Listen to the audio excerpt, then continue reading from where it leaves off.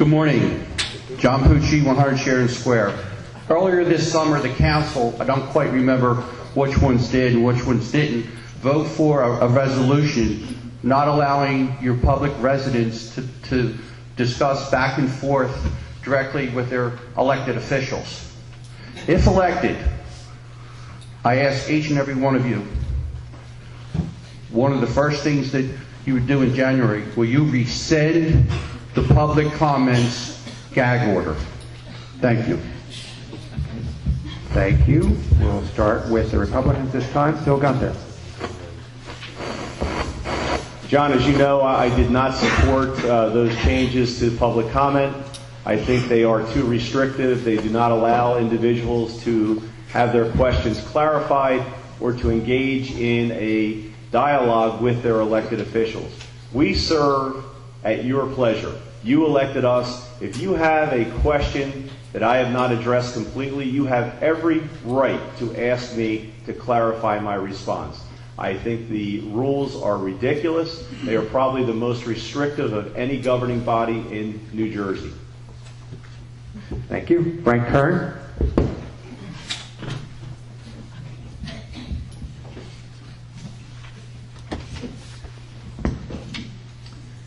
Every organization gets to set its own rules. Earlier this year, we had very prolonged meetings. People were at the microphone for 20 and 30 minutes. On January 15th, Vince SERA was there for 18 minutes. On February 5th, Mrs. Schindel was at the microphone for 10 minutes and then spoke from her seat 3 separate times. On February 19th, Mike Snyder was at the microphone for 24 minutes. Vince SERA was at the microphone again for 37 minutes, and then Mike Lang for 27 minutes. But when Carl Apter got up to speak, Phil allowed multiple interruptions. This resolution was passed in order to give the mayor guidelines to better control the meetings and not permit interruptions or chaos from the audience. Thank you. Vince SERA. You got 5 minutes. Wait, how much time do I have? Yeah, I promise not to take that much time here. One of the things that needs to be clarified is for that 37 minutes, I believe council actually discussed for 22. I actually felt a little held hostage there, so I'm sorry to put people through that. And I actually asked to sit down a couple of times. One of the things we got to start to look for, when you really get caught up in the issues, not the issues, but the rules of how we can speak at council meetings, I think that's a sign of bigger problems. I mean, listen, people are upset, and I understand you need to have reasonable rules, you got to move things forward, I get that. But one of the things we need to do is not argue about the rules and when people can talk and when people can't talk, and find out why people are upset. If you can solve those issues as to why people are upset, that issue itself should start to go away.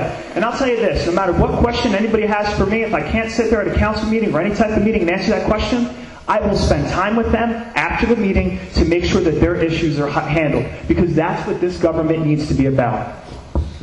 Thank you. Lisa McClay. Addressing the gag order, which really, it is not a gag order. According to the Open Public Meetings Act, the purpose of a council meeting is for council and mayor to conduct city business. A council meeting is not an opportunity for issues to be debated with lengthy dialogue. We need to conduct city business. In fact, as part of the Democratic majority, we added 5 extra minutes for the public to comment on agenda items. We've increased the amount of time the public has to speak at council meetings. And in the Brigantine City Ordinance, council has the authority to create rules and procedures for our council meetings. There needs to be a level of decorum at a council meeting in order to conduct city business. Thank you. Andy Simpson. Well, John, you know how my feelings is on the gag order. I was elected to the first ward 2 years ago, and if anybody wants to talk to me, either from the first ward, from the second ward, third ward, fourth ward, wherever they're at. And if they're Democrat, Republican, I don't care. If they want to talk at a council meeting, that's what we're paid for. That's what we got elected for, to give back our dialogues between our people that come up there and ask us questions, and the person doesn't understand the question or doesn't understand what we just told him back or her back, we have the right to talk back and forth until the person has a satisfactory answer. So that's why I feel there should be no gag order. This is the United States of America.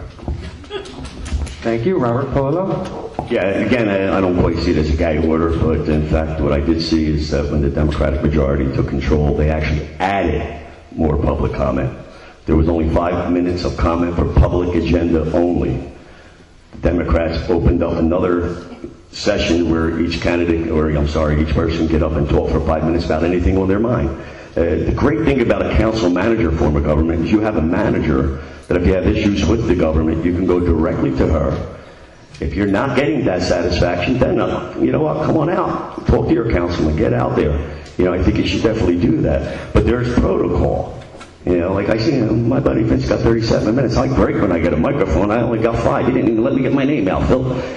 So, I mean, that was it. If there was a gag order, it was actually on the leadership and how the meetings were run. Thank you.